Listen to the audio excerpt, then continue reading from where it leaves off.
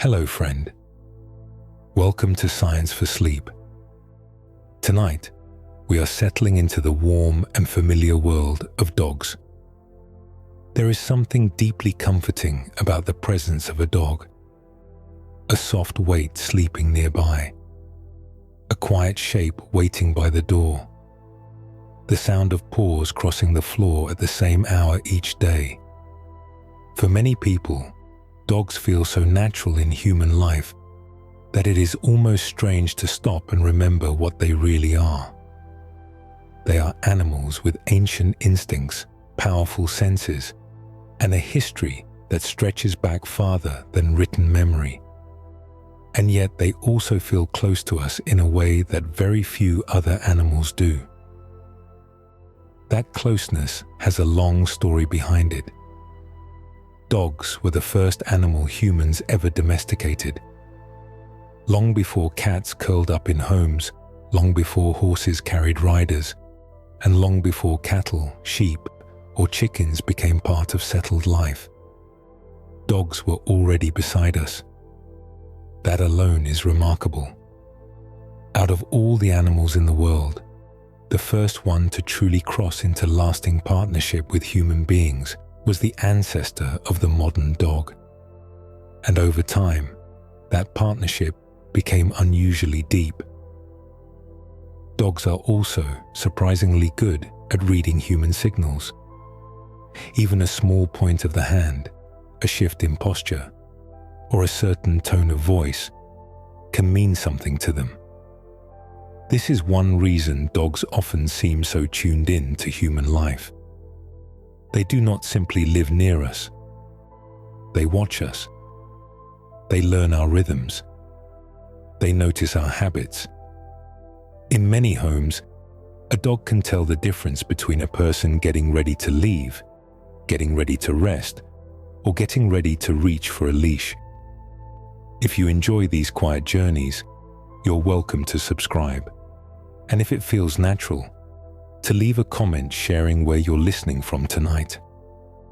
It helps others find their way to this calm corner of the world, one sleepy traveler at a time.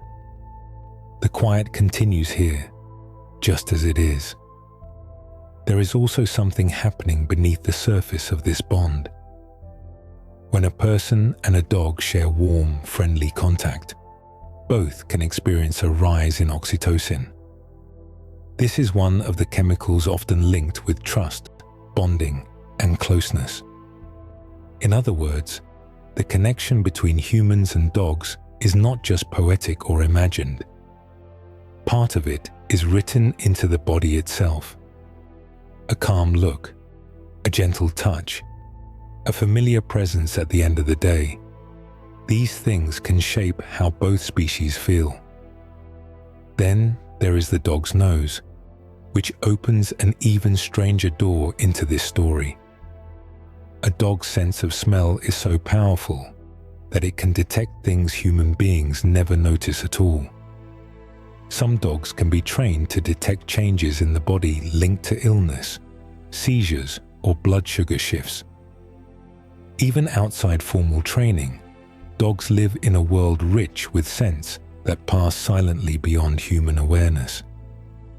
A room, a path, a jacket, a hand, all of these carry layers of information for a dog that we never fully perceive. So when we look at a dog resting peacefully in a home, we are looking at something both ordinary and extraordinary. A familiar companion, yes, but also a creature shaped by thousands of years beside us. A being with the alert senses of an animal, the social memory of a pack member, and a place in human life so old that it now feels almost inevitable. But it was not inevitable.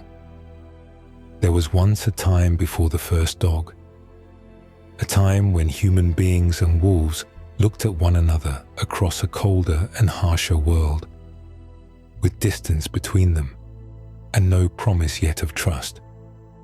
Somehow, across many generations, that distance began to change. fear softened. Curiosity lasted a little longer, and one of the oldest friendships in human history slowly began. Long before a dog slept by a doorway, followed a child through the yard, or lifted its head at the sound of a familiar voice, there was a much older world. It was colder in many places, less settled, and harder on every creature that lived within it. Early humans moved through forests, plains, and open stretches of land in search of food, shelter, and safety. And not far from them, often living in the same broad landscapes, were wolves. At first, it is easiest to picture distance between them. Wolves were not waiting to become companions, and humans were not setting out to invent dogs. Both were trying to survive. Both were intelligent. Both were social. Both depended on others in their group. And both had to pay close attention to the land around them, because noticing danger too late could mean hunger, injury, or death. In that ancient world, awareness mattered, smell mattered, sound mattered, timing mattered. In some ways, humans and wolves were not so different. Wolves lived in groups with social bonds, cooperation, and shared movement. They hunted together, watched one another, and relied on communication to stay coordinated. Early human groups also depended on cooperation. They shared food, cared for one another, defended one another, and learned from one another. Neither species survived alone very well. Both needed structure. Both needed memory. Both needed trust within the group. That does not mean they trusted each other. Most likely, the first relationship between humans and wolves was cautious, tense, and uncertain. They may have competed for some of the same prey. They may have watched one another from a distance across open ground. A wolf pack might notice a group of humans moving through an area and keep away, while still paying attention. Humans may have seen wolves as dangerous, but also impressive.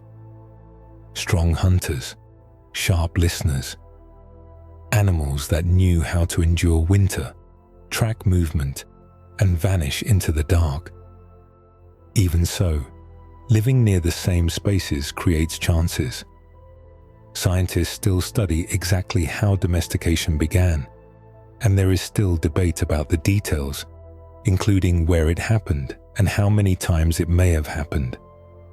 But one broad idea remains important. The path from wolf to dog was probably slow, very slow. It likely did not begin with someone deciding to tame a wolf pup and raise it as a pet.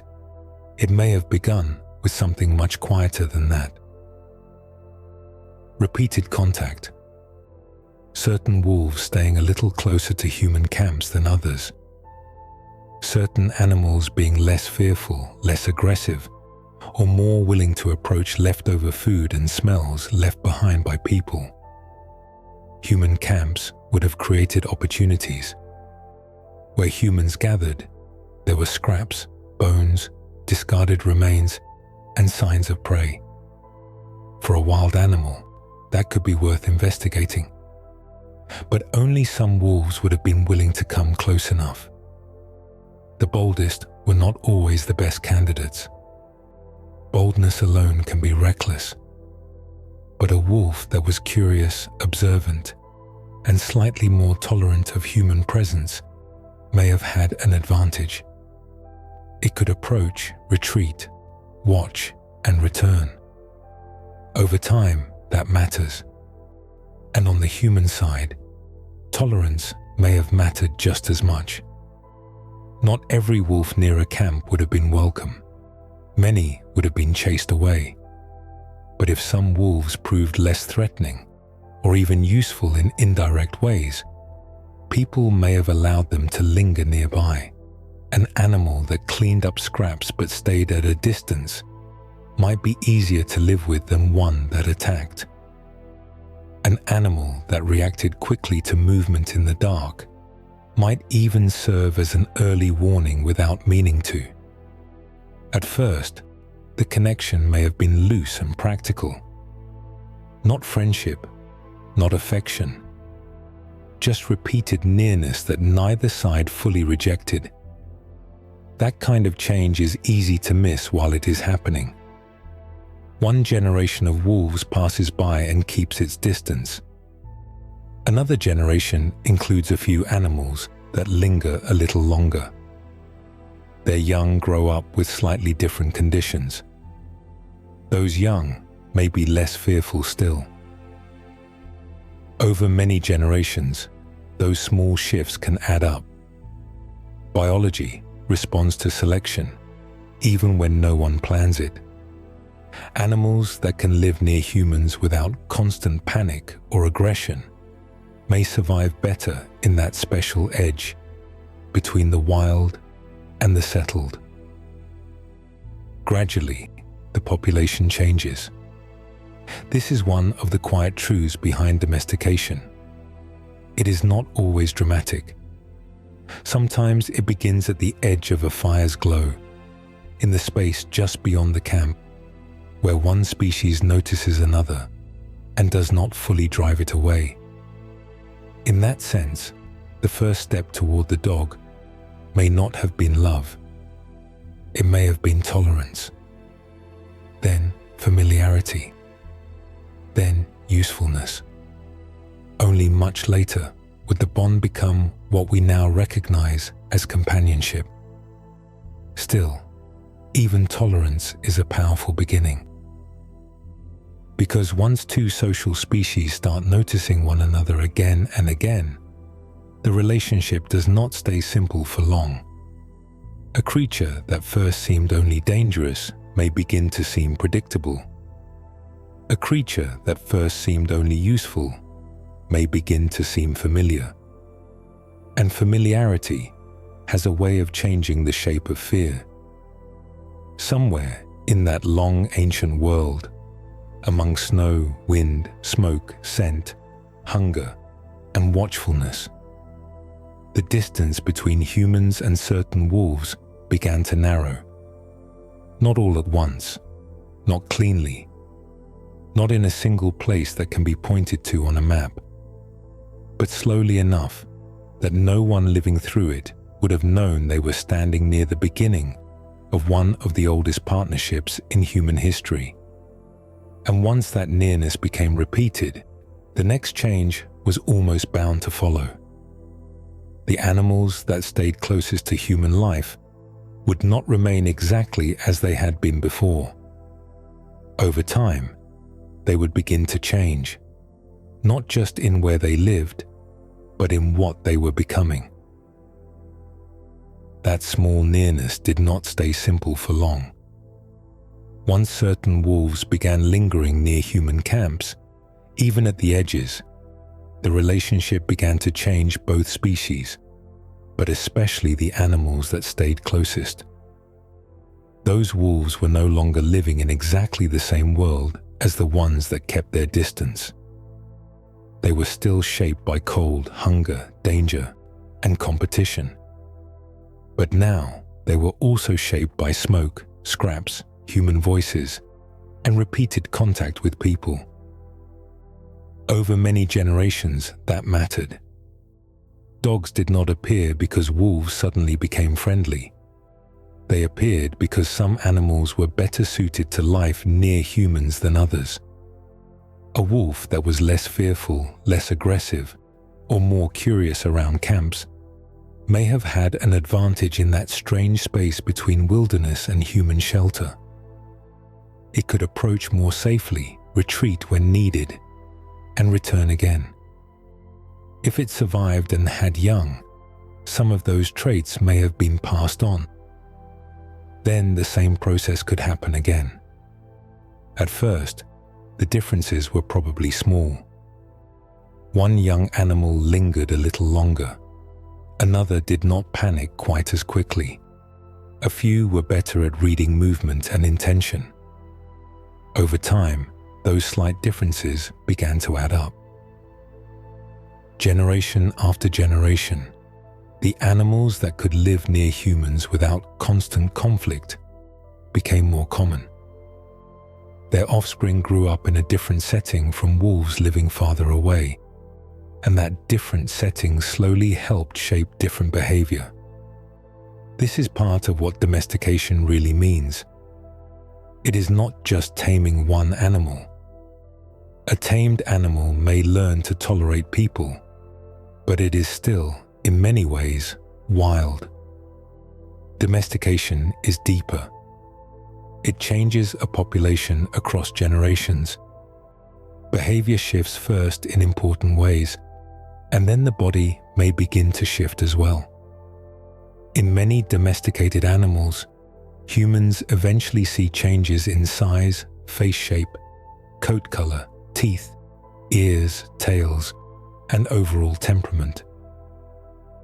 Dogs would come to show many of these changes, but early on, the biggest shift was likely social. The first dogs were not modern pets.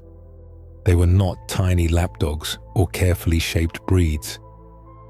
They were much closer to wolves in appearance, but they were becoming something different in how they responded to human life. They may have been calmer, more flexible, more able to read human behavior, and more willing to stay near a camp without constant fear. That alone would have made them unusual. Humans, even without fully understanding it, likely shaped this process more and more over time. At first, people may simply have allowed the least troublesome animals to remain nearby. Later, they may have started choosing more directly. A young animal that seemed calmer, more useful, or easier to manage might be kept.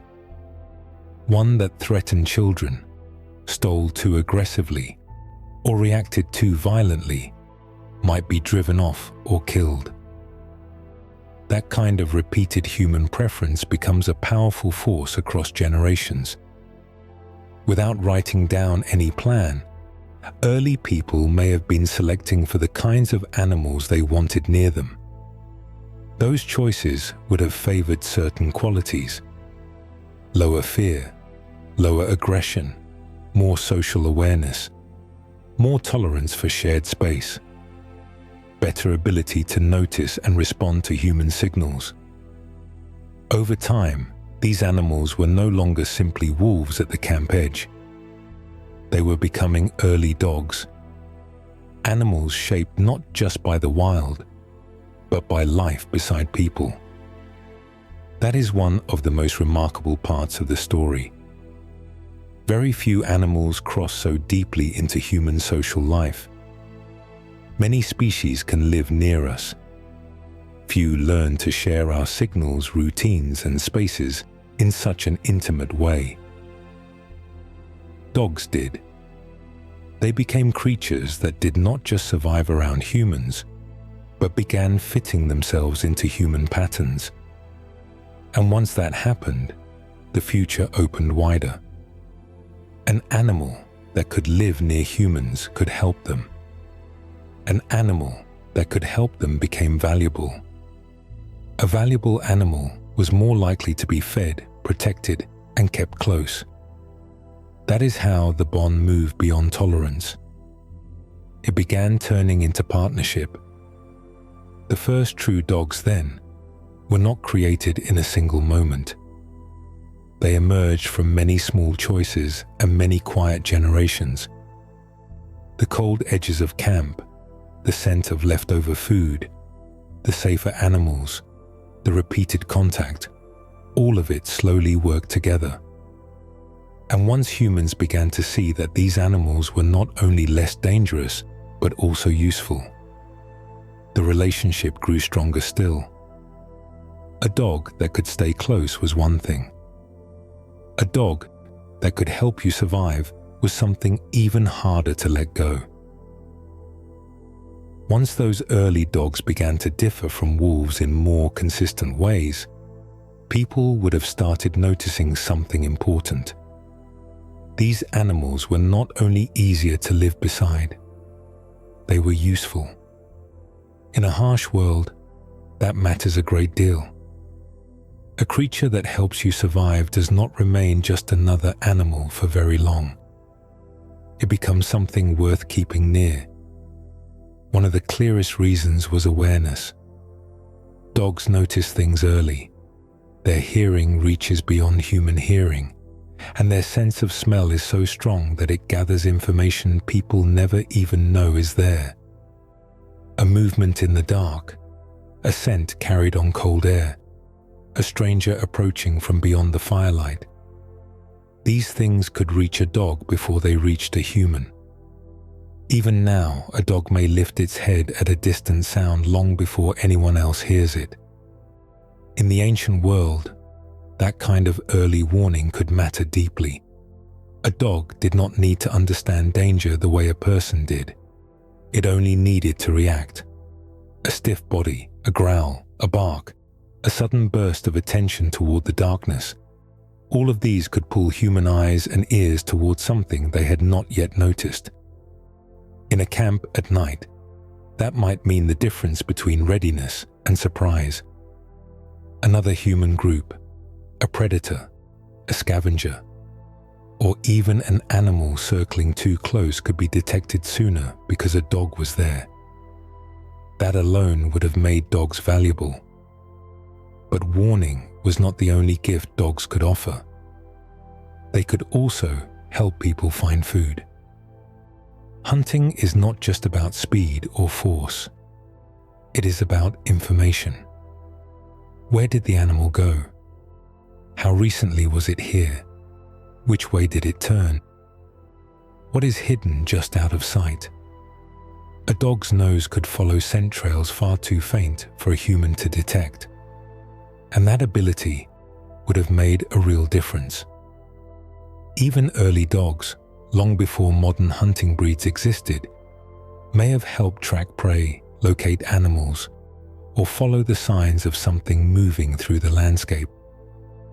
A hunting group with dogs would not have seen the land in the same way as a hunting group without them. The dog added another layer of awareness. It could notice what humans missed and remain alert to movement and scent over longer distances. That kind of help is hard to replace. And once an animal begins helping bring back food, the relationship changes again. It is no longer simply tolerated. It becomes part of survival itself. Dogs may also have helped in quieter ways that mattered over time. An early human camp was full of scraps, bones, smells, children, tools, and restless movement. Dogs living near that space may have cleaned up leftovers at the edges and made the camp feel more watched over. Their presence alone may have made certain dangers less likely to approach so easily. A place with dogs in it sounds different, smells different, reacts faster. Even when nothing dramatic happened, that extra layer of watchfulness may have made camp life feel more secure. And dogs fit human life in a special way. Other animals can be useful, but many do not live close to people in the same social way. Dogs can work and still remain nearby. They can move with a group during the day and sleep near it at night. They can learn routines, recognize familiar people, and react to shared patterns of life. That combination is rare. It helps explain why dogs became so central so early. They were not only practical, they were practical in an intimate way. Over time, people likely began noticing that some dogs were better at certain things than others. One was more watchful. One followed scent more carefully. One stayed close to camp. Another was calmer around people. Once humans begin noticing those differences, selection becomes more direct. The most useful animals are fed, protected, and allowed to stay. The less suitable ones are not.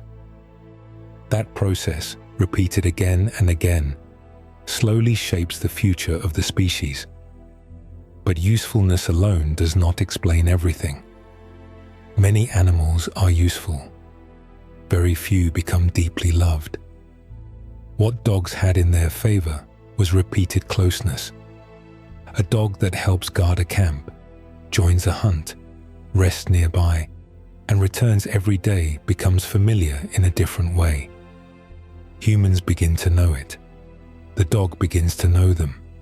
It learns the sounds of a group, the rhythm of a day, the safety of certain people and places. In time, what began as practical value starts blending with something softer. The animal is no longer only helpful. It is known. That may have been the real turning point. Not just when dogs proved useful, but when usefulness and familiarity began to overlap. This dog warns us. This dog follows us. This dog sleeps near our fire and rises when we rise. That kind of repeated closeness changes the shape of a bond.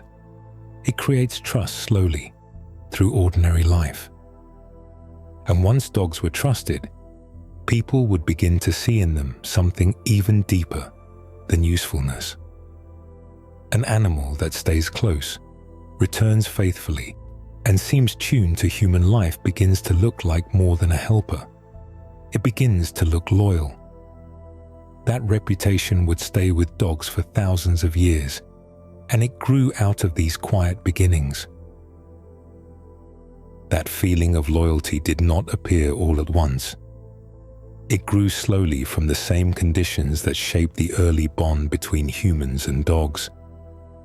A dog that stayed near camp, noticed danger, followed familiar people, and returned again and again would have seemed dependable long before anyone tried to explain why. Over time, that dependability took on a deeper meaning. It began to feel personal.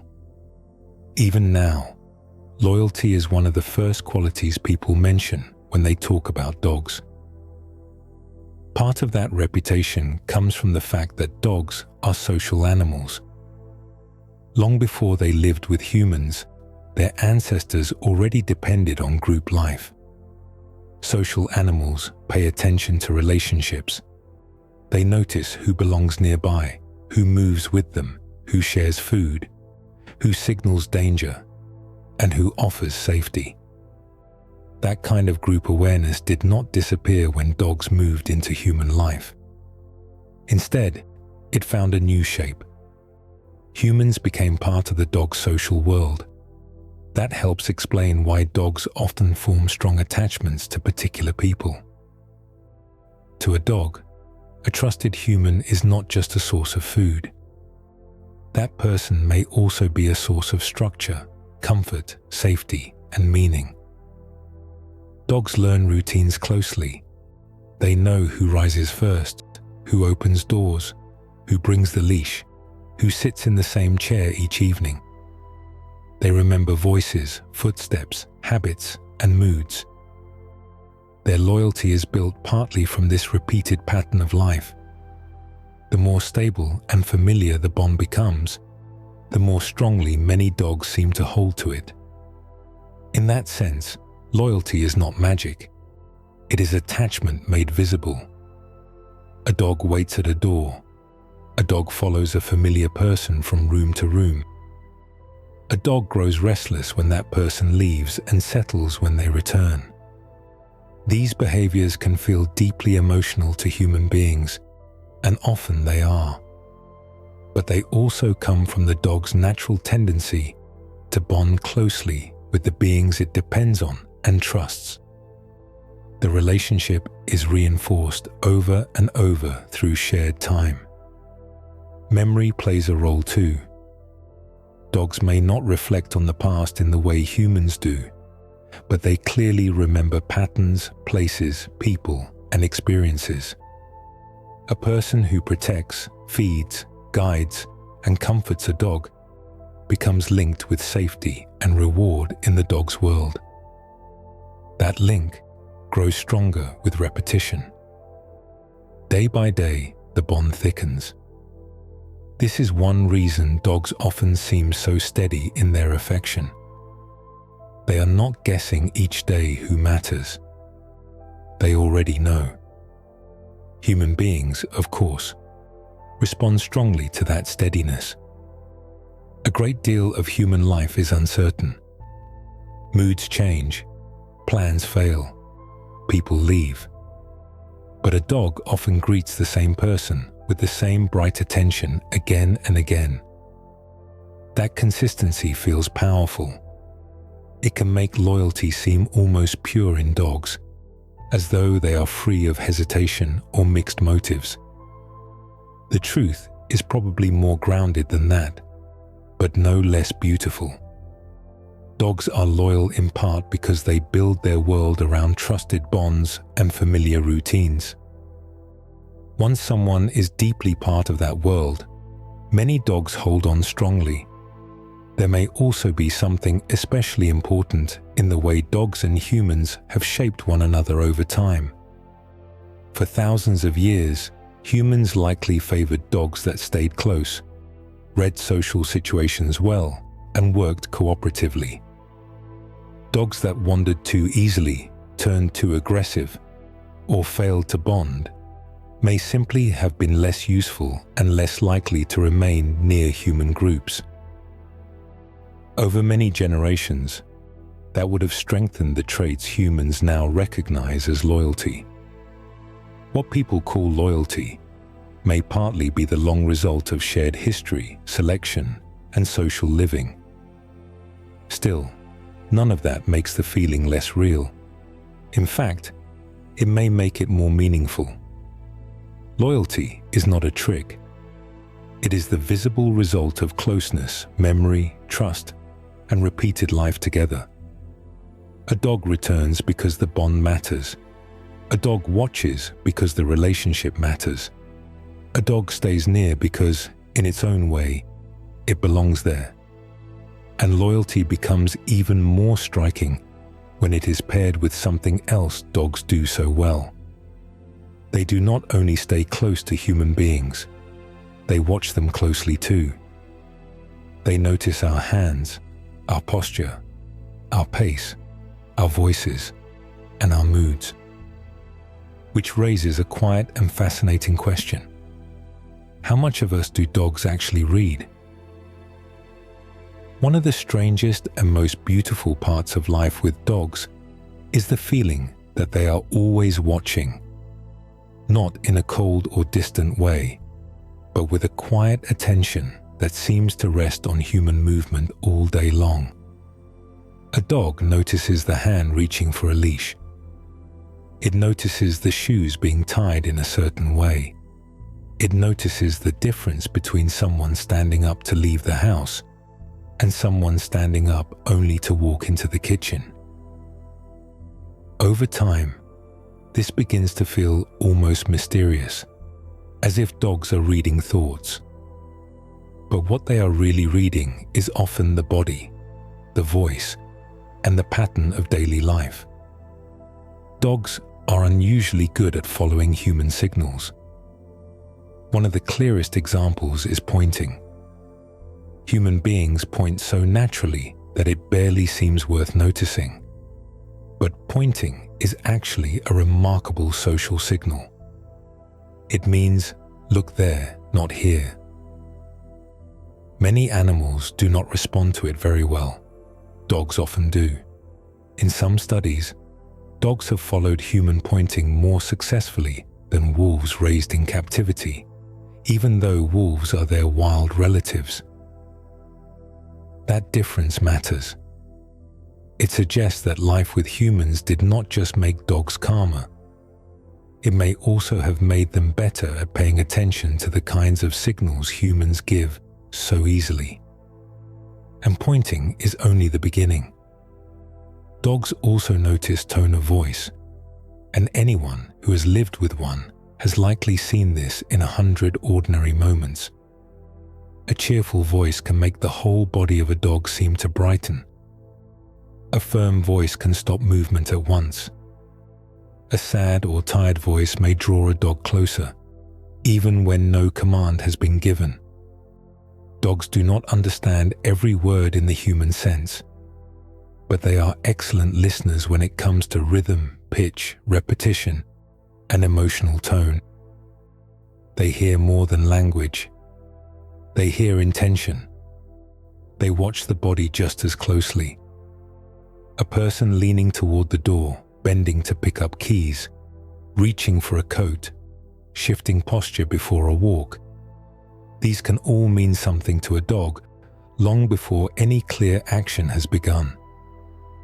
Dogs are keen observers of routine shifts. They learn the shape of life by watching it happen over and over. This is why many dogs seem to know when dinner is late, when bedtime is near, or when a certain person is about to come home. They are not guessing at random. They are reading patterns with impressive care. Facial expression may matter too.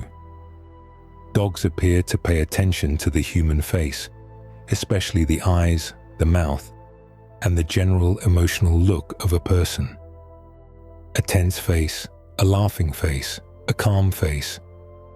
These may not all mean the same thing to a dog in the exact way they do to another human, but dogs often respond differently depending on what they see.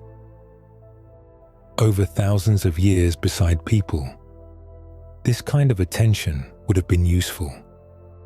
A dog that could sense irritation, calm, fear, or welcome had a better chance of living successfully in human spaces. Much of this learning happens without formal training.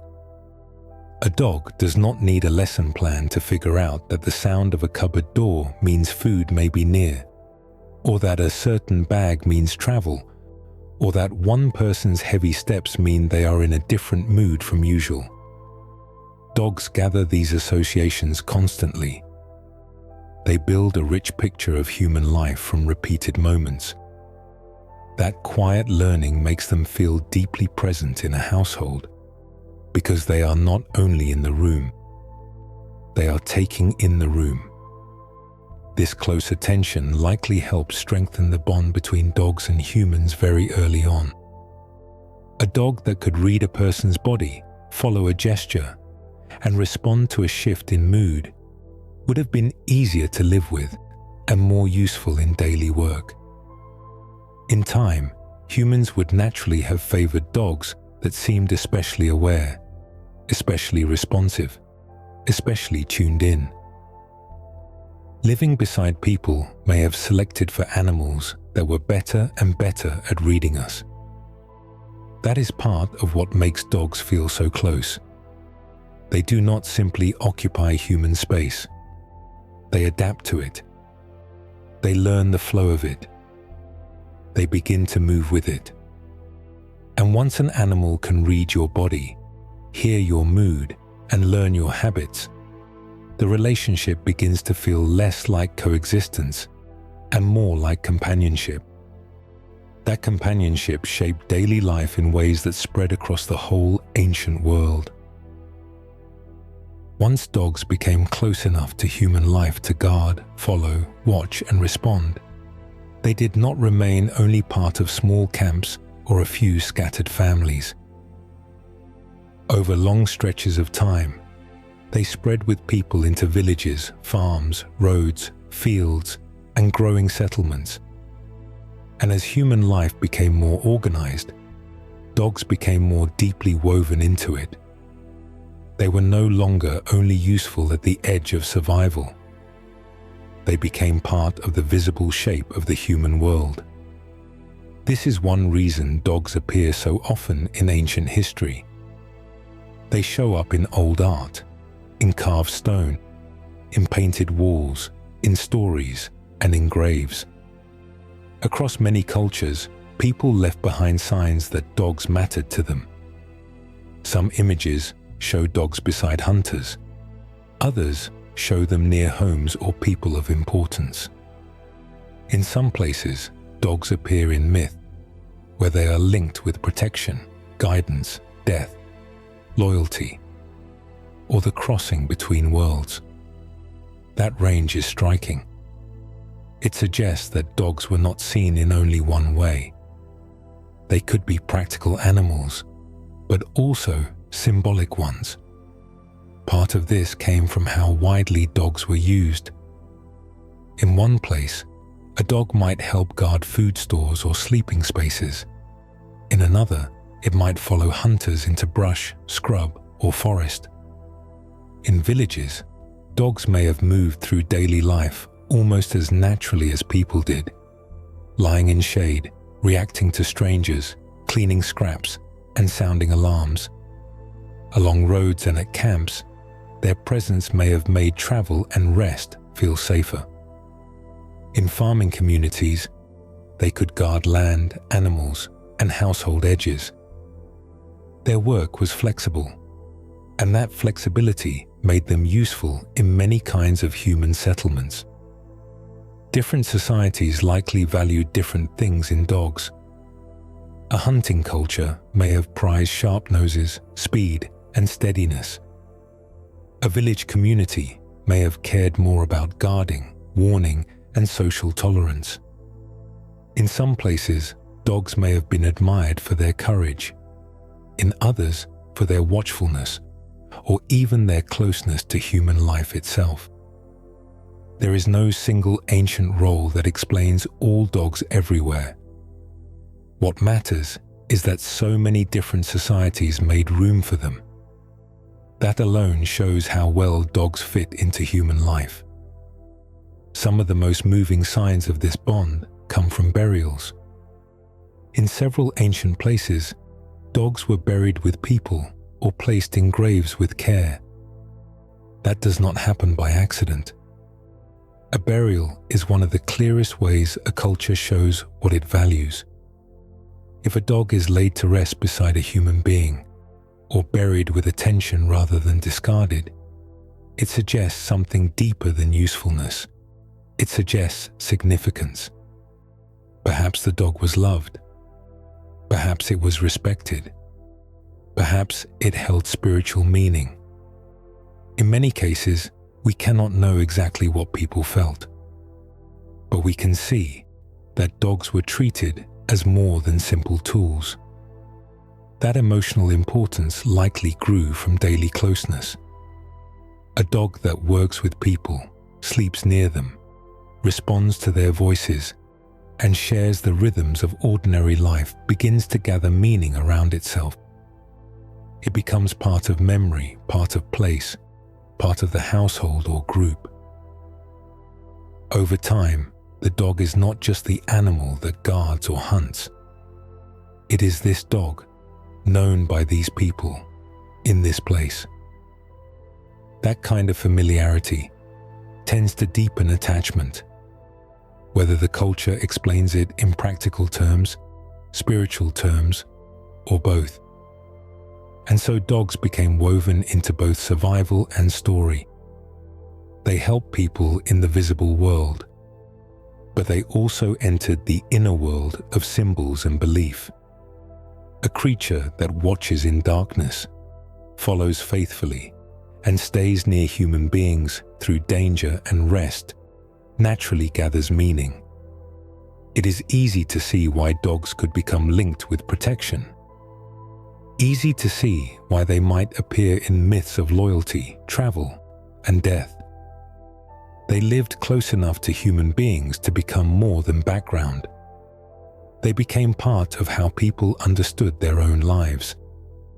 As dogs spread through human societies, they were also shaped more deliberately.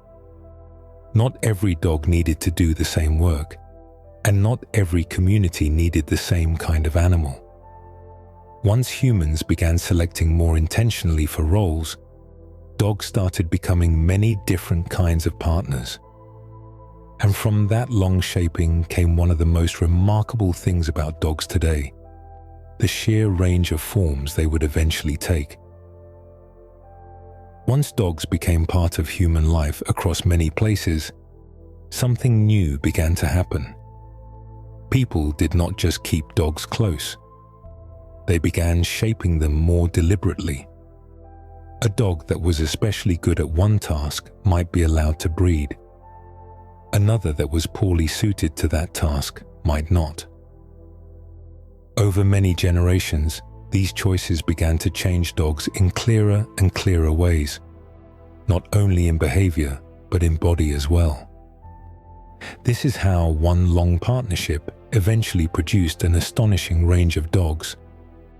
Some dogs were shaped for speed, others for strength, some for guarding, some for herding, some for scent work, some for hauling, and some simply for living closely with people in small domestic spaces. Human needs left marks on dogs over centuries. If a community depended on hunting in open land, it favored a different dog from a community that needed help managing livestock. If people wanted warning at the edge of a farm, they favored different traits from those wanted in a dog that traveled quietly on long hunts. Over time, those small preferences built real differences.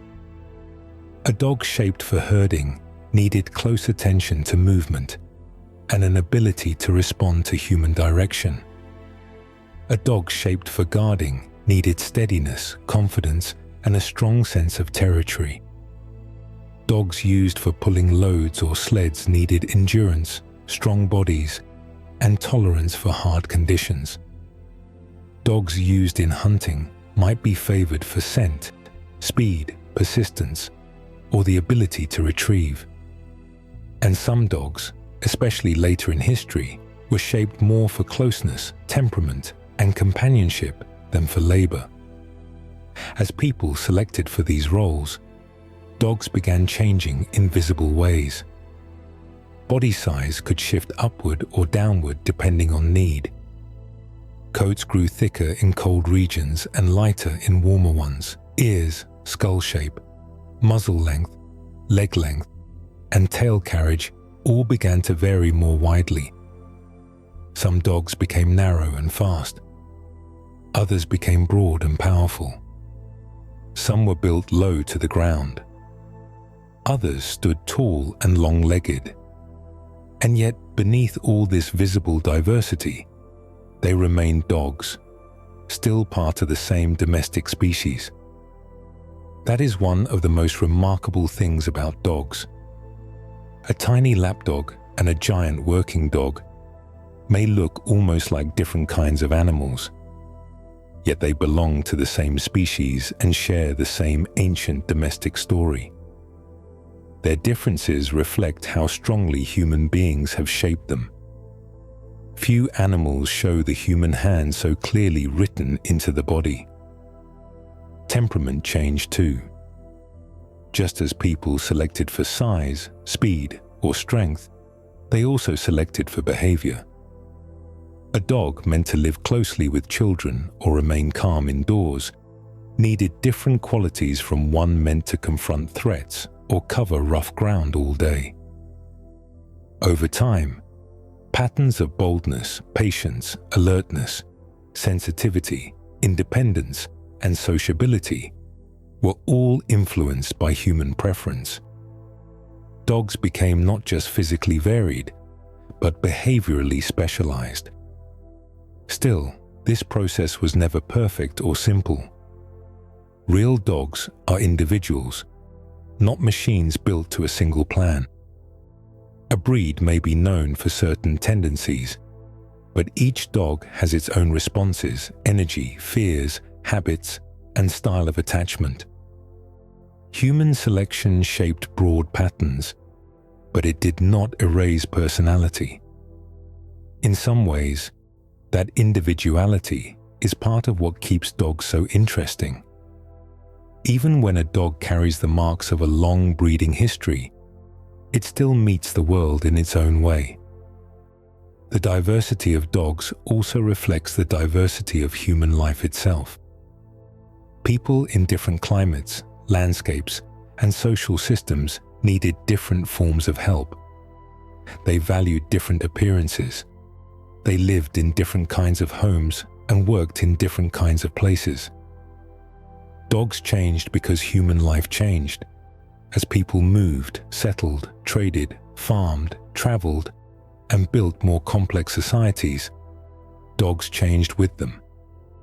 In that sense, the story of dog variety is also a story about human variety. The two histories are deeply tangled together. And yet, for all the differences humans created, something recognizably dog-like remained.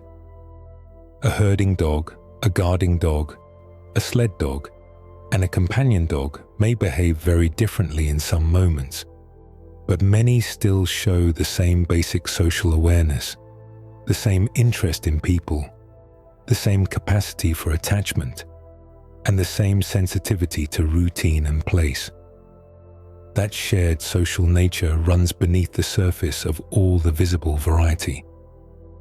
It is part of what makes dogs feel emotionally present in human life, no matter what shape they take. Once all that outward variety is set aside, what remains is something even more important. Dogs are not only shaped by human needs, they are shaped by social life itself. Their closeness to us works in part because they are deeply social animals, always watching, joining, following, and seeking connection. And that social nature explains a great deal about why they respond to human life with such unusual depth. Beneath all the variety in dog bodies, coats, sizes, and jobs, there is something more consistent that helps explain why dogs fit so naturally into human life. Dogs are deeply social animals. They do not move through the world as if nothing around them matters. They pay attention to closeness, distance, routine, tone, and the behavior of others. In many ways, they are always reading the social space around them. That social awareness reaches far back into their history. The ancestors of dogs lived in groups where coordination mattered. Group life means watching others, responding to signals, and staying alert to changes in movement and mood. It means knowing when the group is resting, when it is moving, when it is safe, and when tension is rising. Those tendencies did not vanish when dogs began living with humans. Instead, they were redirected. Human households, camps, and families became the new social setting. This is part of why many dog behaviors make more sense when viewed through the lens of belonging. A dog is often not simply asking, "What am I doing right now?"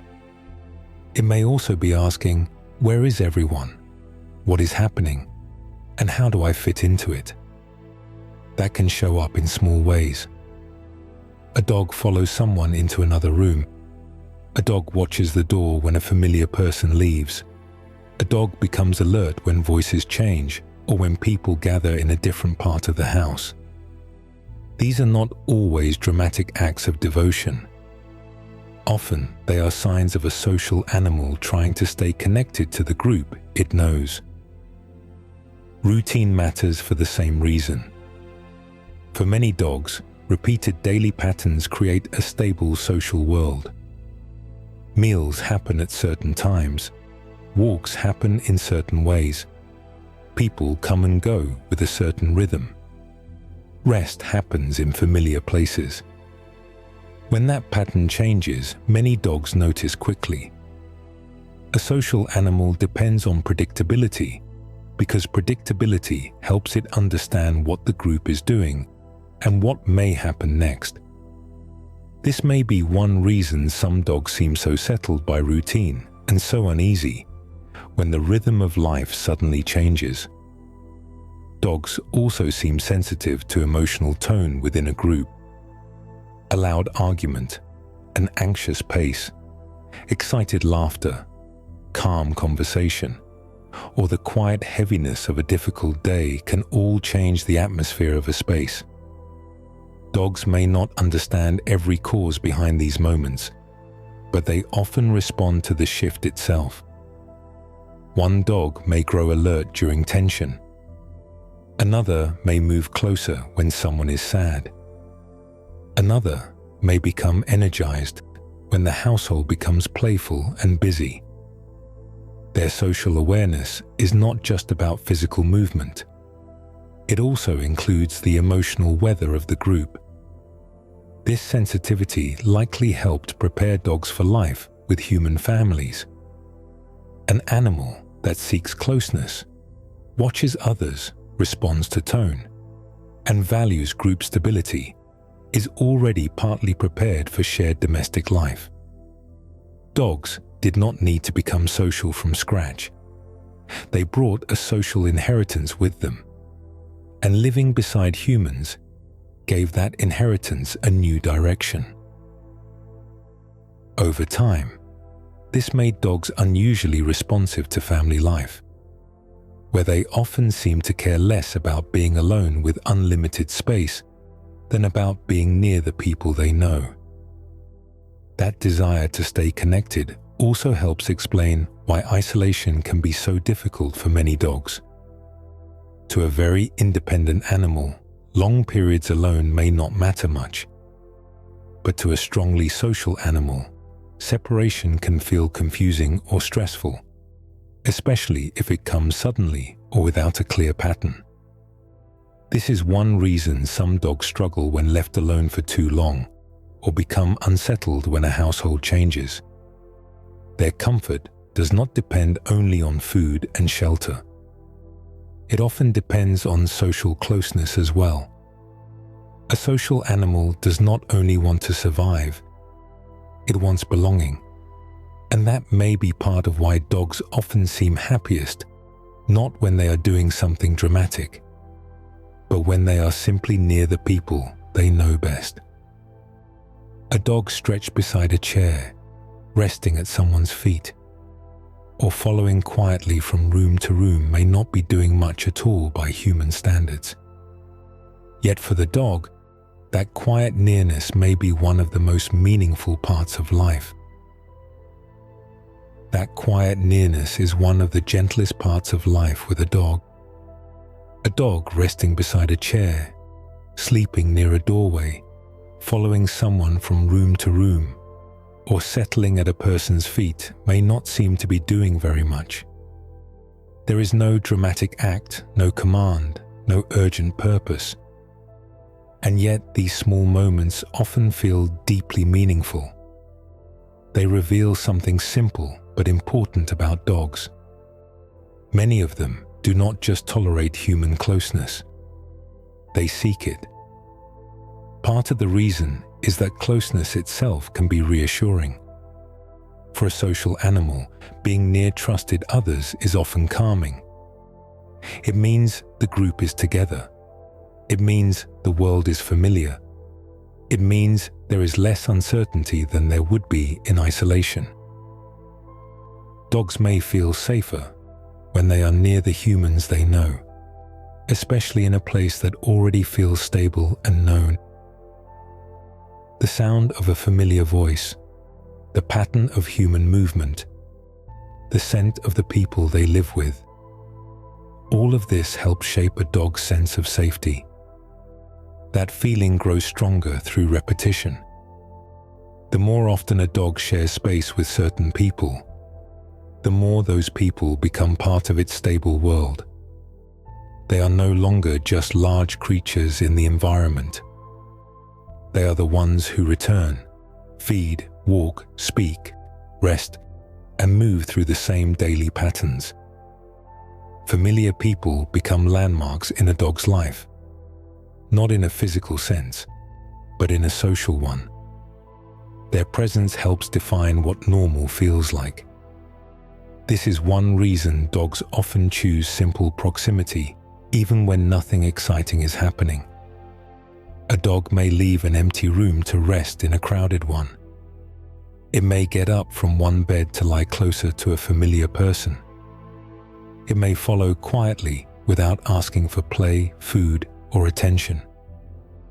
To a human, this can look like affection, and often it is. But it is also something even more basic. It is the pull of social closeness. For many dogs, being near trusted humans is rewarding in itself. Shared routine strengthens that pull. If a dog wakes near the same people, eats near the same people, walks with the same people, and settles each evening in the same general orbit of home life, that repeated structure deepens attachment. The dog learns not only who matters, but how life unfolds around them. Over time, these patterns become emotionally meaningful. A person picking up shoes, sitting in a certain chair, or reaching for a blanket can all be part of the dog's familiar world. Closeness is not only physical, it is woven into the pattern of daily life. There may also be comfort in simple observation. Dogs are attentive animals. Many seem to like knowing where everyone is, what the household is doing, and whether the group is settled. Resting nearby allows them to remain connected without effort. They can listen, smell, watch, and relax all at once. In that way, nearness is not only affection, it is also awareness. A dog beside a person is often in the best place to feel that nothing important is being missed. Humans, of course, often feel something in return. A quiet dog nearby can make a room feel softer, less empty, more grounded. Many people experience a dog's presence as emotional support, even when no obvious comfort is being offered. The dog is not speaking. It is not solving problems. It is simply there, warm and present, sharing space. That can be enough to change the feeling of an ordinary moment. And because those moments are so ordinary, they often become the most beloved. Not the rare dramatic story, but the daily one. The dog waiting nearby while someone reads. The dog asleep at the side of the bed. The dog rising when its person rises, then settling again when the room becomes still. These repeated acts of nearness build the feeling that life is being shared. And once closeness itself begins to matter, touch begins to matter too. Few things feel more instantly calming to many dog owners than the simple act of laying a hand on warm fur, feeling steady breathing beneath it, and meeting that quiet presence through contact rather than words. Once a dog is close enough to become part of the shape of daily life, touch begins to matter in a different way.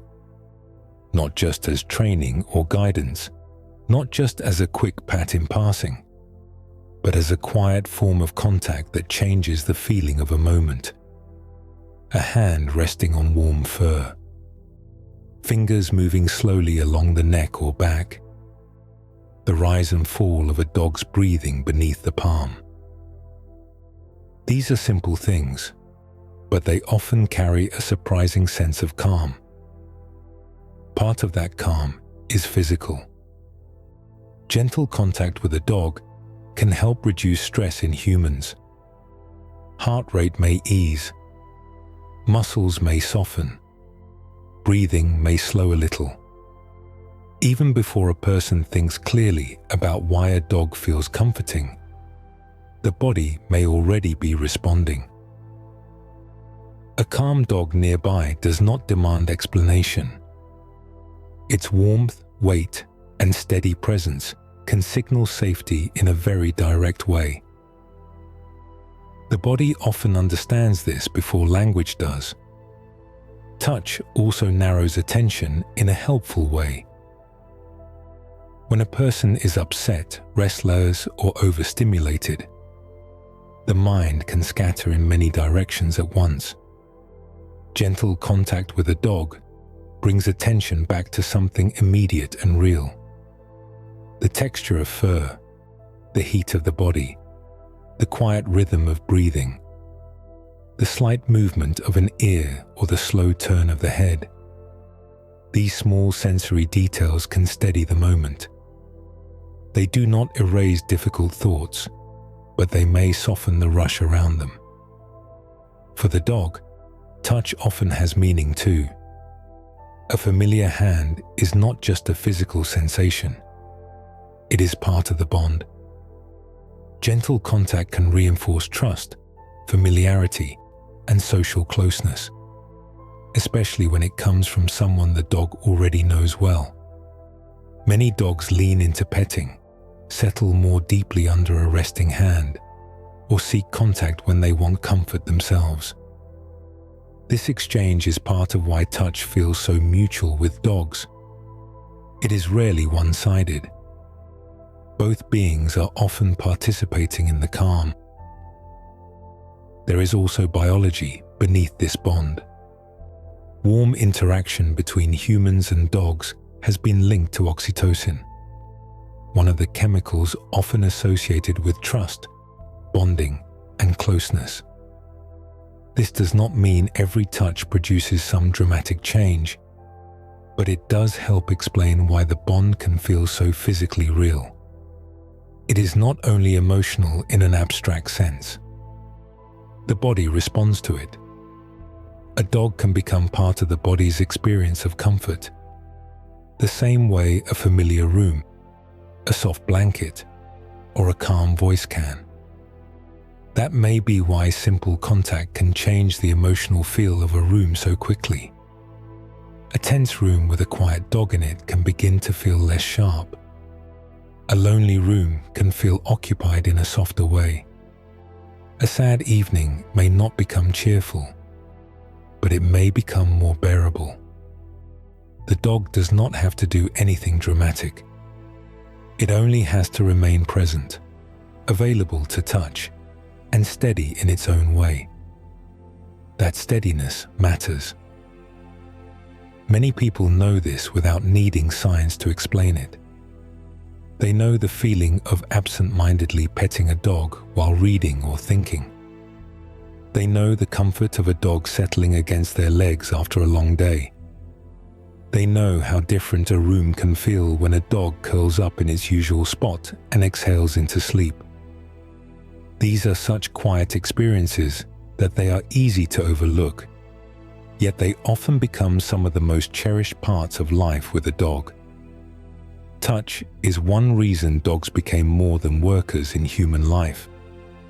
A creature that can share labor is useful.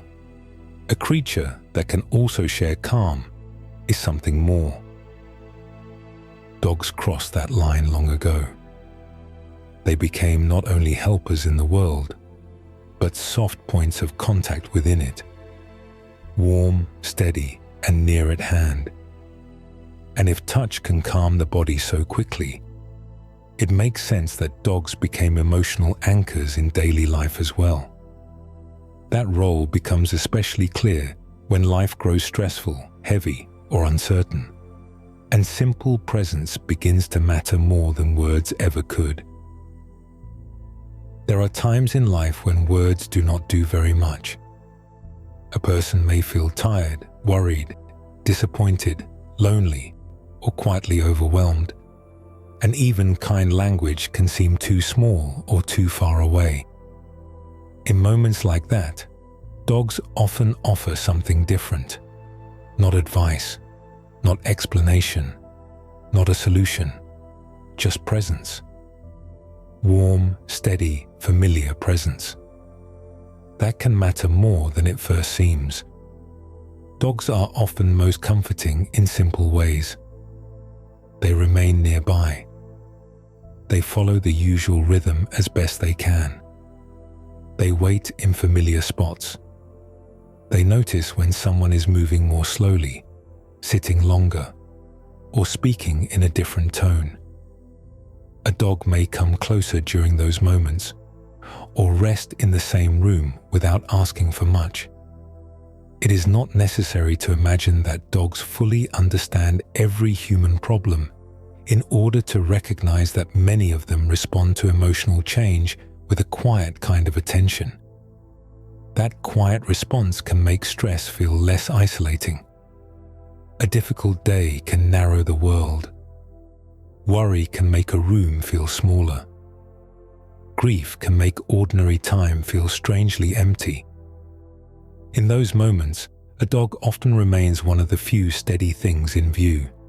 The same face, the same paws crossing the floor, the same soft body settling down nearby. That consistency may not remove pain, but it can soften the sharpness of being alone with it.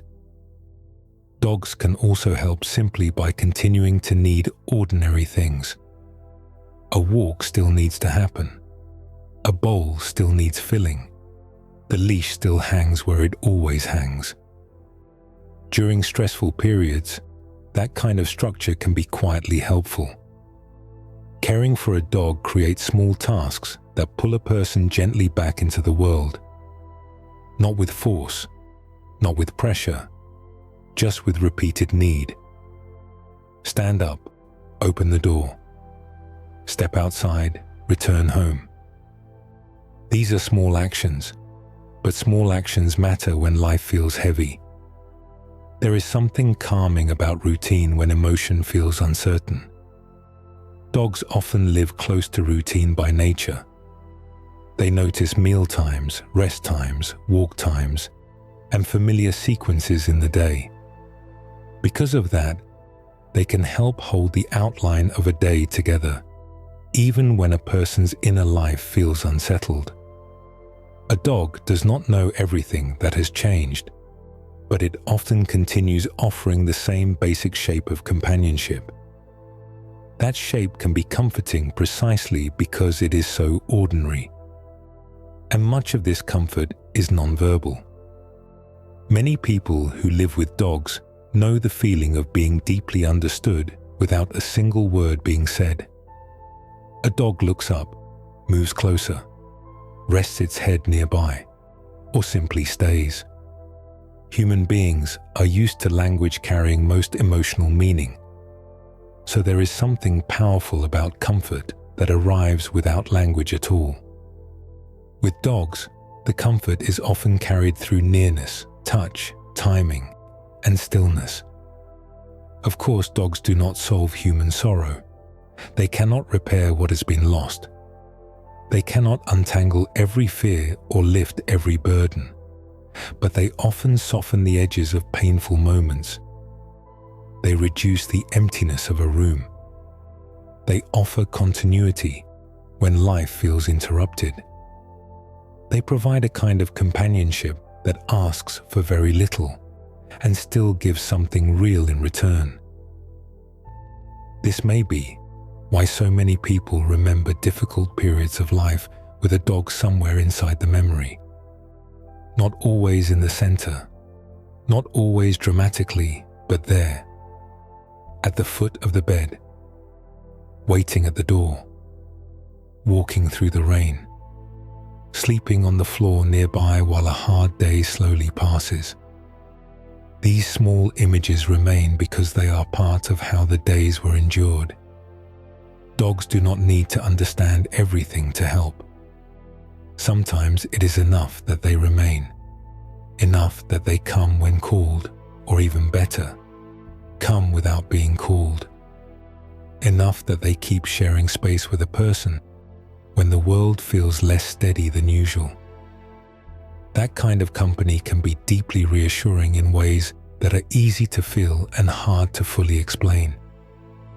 That quiet comfort helps explain why so many owners say life feels different with a dog in it. Not only emotionally, but practically. Because once a dog becomes part of a person's life, the ordinary day begins to take on a different shape, with its own rhythms, small rituals, and repeated acts of care. Once a dog becomes part of a home, the ordinary day begins to shift in quiet but lasting ways. Morning does not feel exactly the same. Evening does not feel exactly the same. Even small stretches of time, the first few minutes after waking, the pause before leaving the house, the last hour before bed, begin to gather new habits around them. A dog changes life not only through love or comfort, but through rhythm. Part of that rhythm is very simple. Dogs need meals. They need walks. They need water, rest, attention, and some form of shared time. Because of that, many people begin organizing their day partly around the dog's needs. A person may wake a little earlier, step outside at certain hours, return home sooner, or think differently about how long they stay away. These changes may seem small at first, but repeated daily, they become part of the structure of life. This is one reason dogs often bring people into repeated patterns of movement. A walk has to happen, whether the day feels busy or quiet, cheerful or heavy. A leash is picked up, a door is opened. Feet move down the same path or a different one. Rain, cold air, morning light, evening stillness. All of these become part of the shared day. The dog does not just live in the home. It pulls the human body outward into the world again and again. For many people, this becomes one of the hidden gifts of life with a dog. The routine is not only practical, it becomes meaningful. A bowl placed on the floor at the usual hour. The sound of paws hurrying to the door. The familiar pause before a walk. The place where the dog curls up at night. These are tiny rituals, but rituals matter. Repeated often enough, they stop feeling like chores and start feeling like part of the emotional architecture of a home. A day without them can feel oddly incomplete. Dogs also change attention. People who live with dogs often become more aware of time in a soft, grounded way. Not only the clock time of work and appointments, but the lived time of meals, weather, movement, and rest. A person notices when the dog is sleepy, restless, eager, hungry, or waiting. That awareness draws attention toward the present moment. It is difficult to be entirely lost in abstraction when a dog is standing nearby asking, in its own quiet way, for something immediate and real. That immediacy can be helpful. Human life often becomes crowded with planning, remembering, worrying, and rushing ahead. Dogs bring part of attention back to what is happening now. The leash is here. The bowl is empty. The dog is waiting by the door. The evening walk is beginning. These are modest things, but they pull the day into clearer shape. In that way, dogs can add not only affection, but form. For many people, that form becomes a source of comfort. Structure does not have to feel rigid to be helpful. Sometimes it feels gentle. A dog asks for repetition without asking for perfection. Meals can be simple. Walks can be short or long. Rest can happen in the same corners each day. The result is a life with more predictability and more shared rhythm. That rhythm often gives people a quiet sense of purpose, especially when other parts of life feel scattered. And because these routines happen every day, they slowly gather emotional weight. A person may not remember every single walk or feeding time, but over months and years, the pattern itself becomes memorable. Life with a dog is built from repeated acts of care. Open the door, fill the bowl, clip the leash, wait by the path, return home together. These are ordinary acts, but their very ordinariness is what makes them so powerful. They become part of what home feels like. Once a dog becomes part of the daily rhythm, it also becomes part of family life itself. Not just an animal in the house, but a presence folded into relationships, habits, memories, and the emotional atmosphere of home. And that is where the bond deepens even further. because a dog does not only share one person's routines, it begins to take its place inside the life of the whole household. Once a dog becomes part of the rhythm of a home, it rarely stays at the edge of family life. It moves inward, not just into the schedule, but into the feeling of the household itself. A dog may greet people at the door, settle near conversations, wait beside the table, follow certain family members more than others, and rest in the same places day after day until those places feel incomplete without it. Over time, the dog becomes part of how the home feels, not only how it functions. That presence can take many forms. In some homes, the dog is lively and central, always arriving first, always noticing who is moving where. In others, the dog is quieter, more like a warm background presence, sleeping nearby while family life unfolds around it.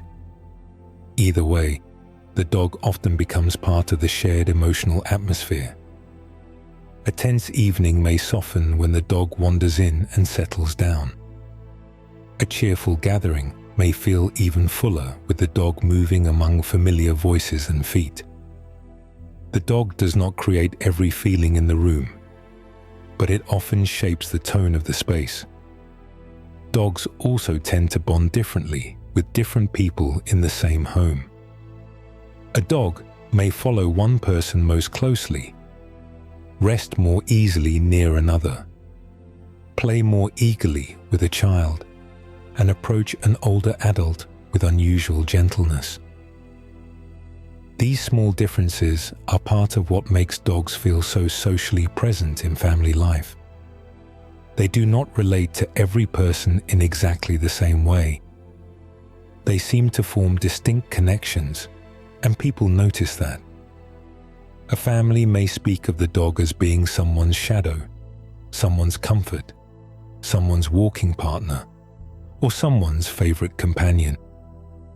That kind of language matters. Families often assign personality and meaning to a dog's place in the household, not in a careless way, but because the dog's role begins to feel real and recognizable. It may become the patient one, the watchful one, the silly one, the quiet one, the one who always waits at the window, the one who sleeps at a certain bed, the one who seems to know when someone is upset. These patterns help turn the dog from a general idea into a specific member of the household's memory, and memory is where the bond deepens even more. Many people do not just remember the dog itself.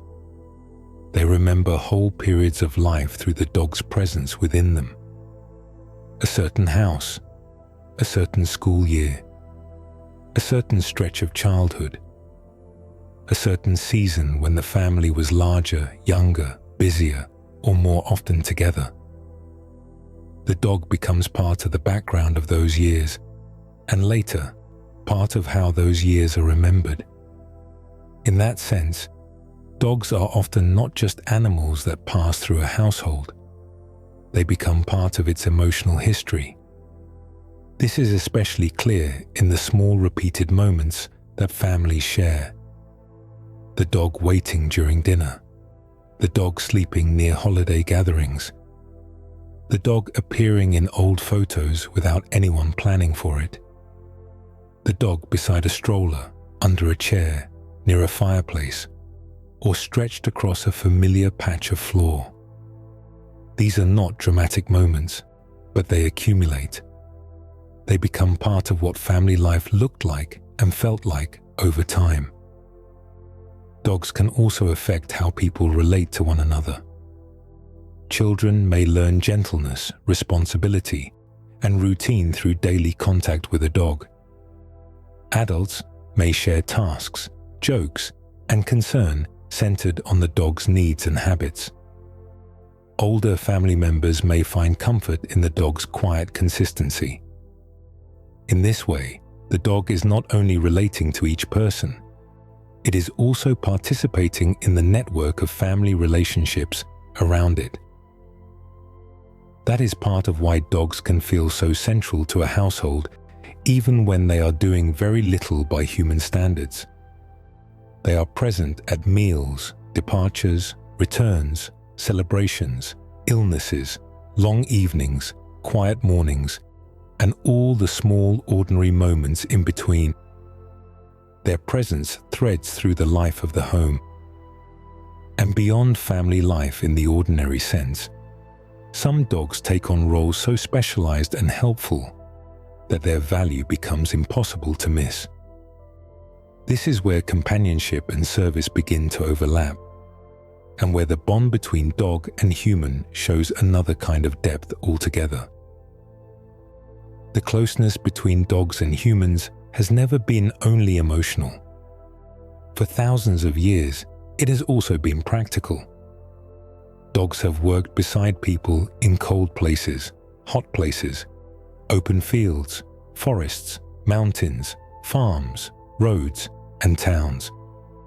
They have guarded, pulled, tracked, carried, searched, and waited. And through all of it, they have done something unusual among working animals. They have often remained both laborers and companions at the same time. That combination helps explain why dogs have stayed so important for so long. Many animals can help humans with one task or another, but dogs are especially adaptable.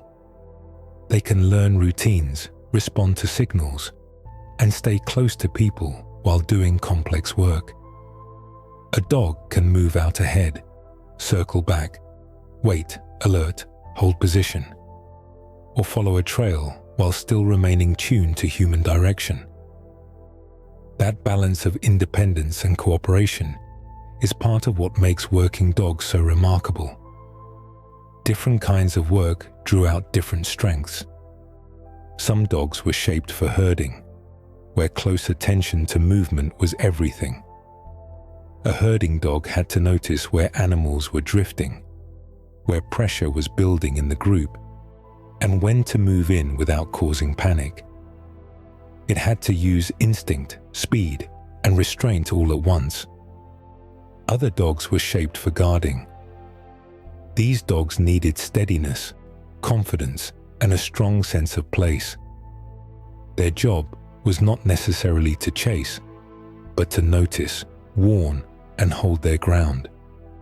In colder regions, some dogs became haulers and sled pullers. This kind of work demanded strength, endurance, and the ability to move as part of a team. A sled dog does not work alone. It works in rhythm with other dogs, over long distances, in difficult weather, under human guidance. That shared labor would have required trust in both directions. The humans depended on the dogs to keep going. The dogs depended on the humans for direction, care, and the shape of the journey. Other dogs were trained to retrieve. A retrieving dog needed softness of mouth, patience, and a willingness to carry something back rather than keep it. Still others were valued for tracking. These dogs could follow scents across ground, brush, or changing conditions where human senses would fail. A trail that meant nothing to a person could remain vivid to a dog for much longer. That ability made dogs useful not only in hunting, but later in searching for missing people, lost animals, and hidden objects. What makes all of this more interesting is that many of these jobs were not created from nothing. Humans often build working roles on instincts that were already present in certain dogs. A dog naturally interested in following scent could be shaped into a tracker. A dog strongly aware of moving animals could be shaped into a herder. A dog with confidence and a steady, watchful nature could be shaped into a guardian. Human training refined these instincts, and selective breeding strengthened them over generations. The result was not simply a dog forced into work, but a dog whose natural tendencies were matched to a human need. That shared history of labor is one reason working dogs are often admired so deeply. People do not only see them as animals doing tasks.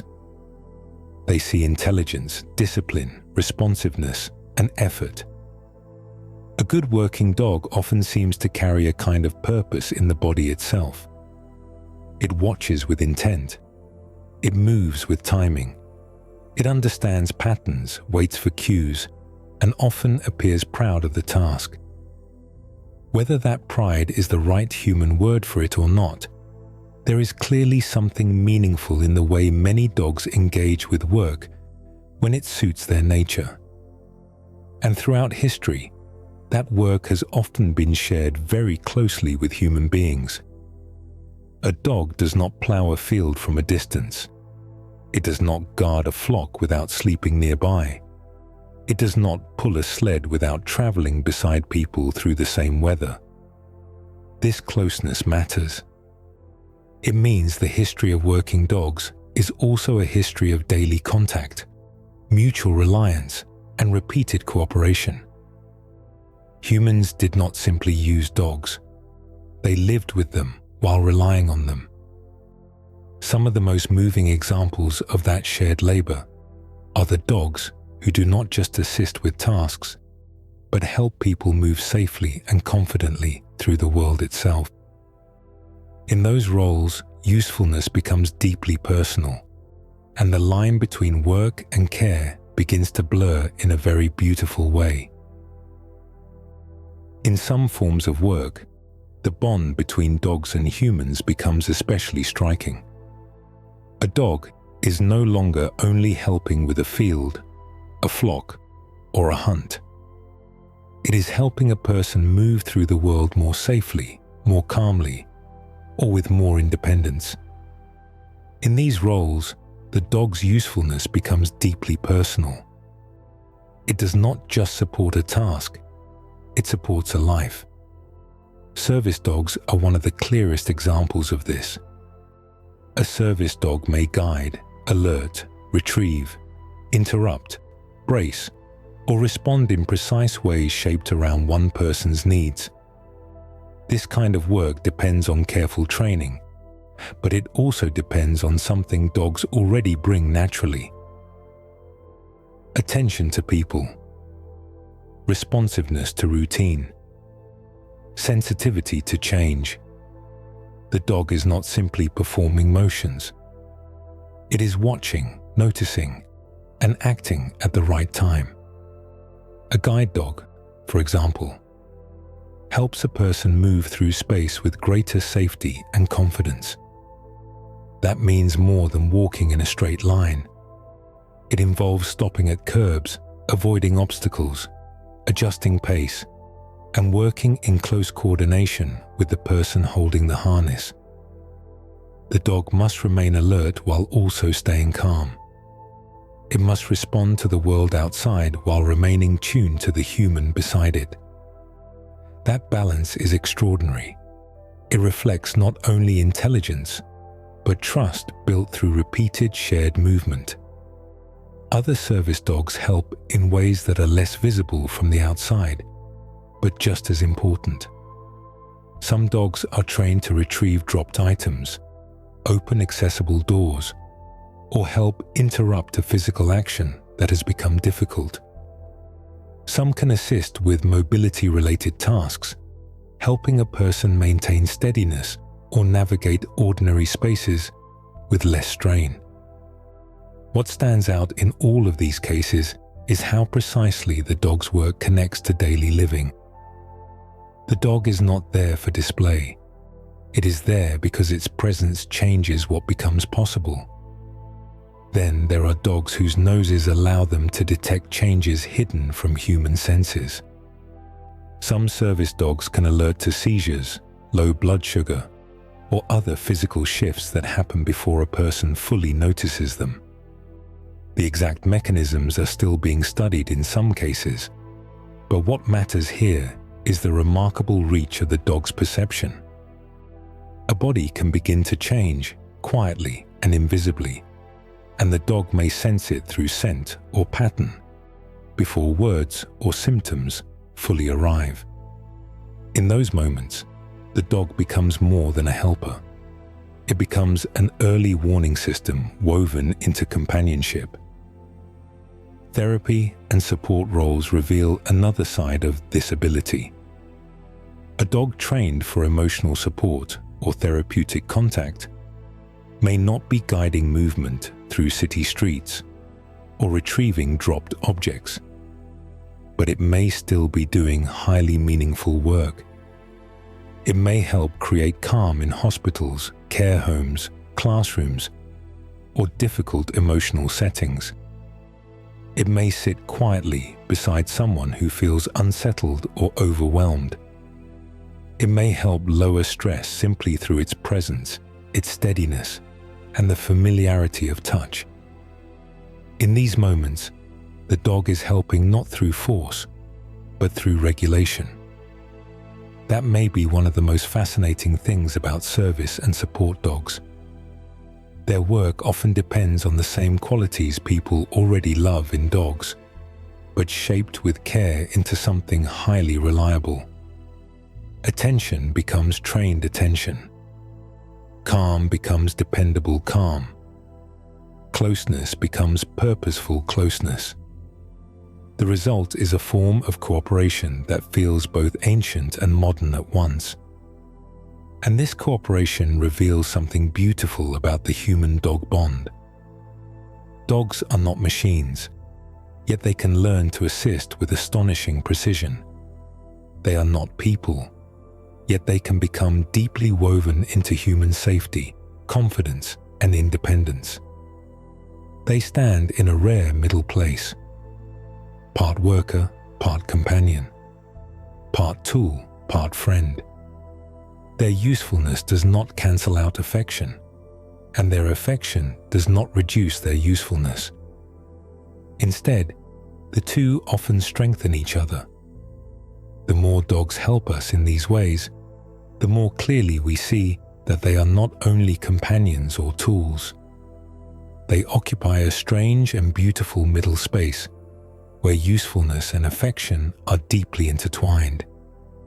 That may also help explain why dogs often feel different from many other animals, not because other animals matter less, but because dogs seem especially able to live at the edge of human life, close enough to be read almost as if they are part of us.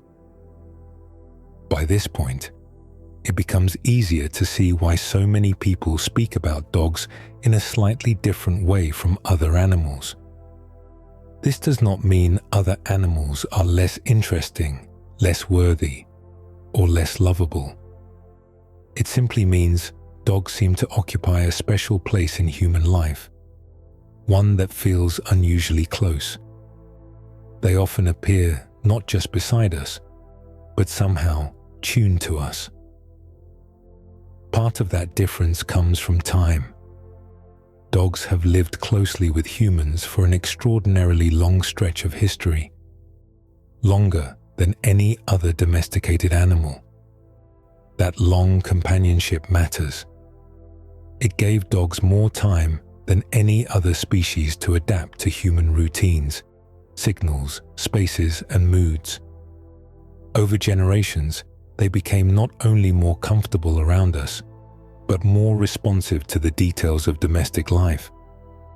They learned our patterns so deeply that now their presence can feel almost built into the idea of home itself.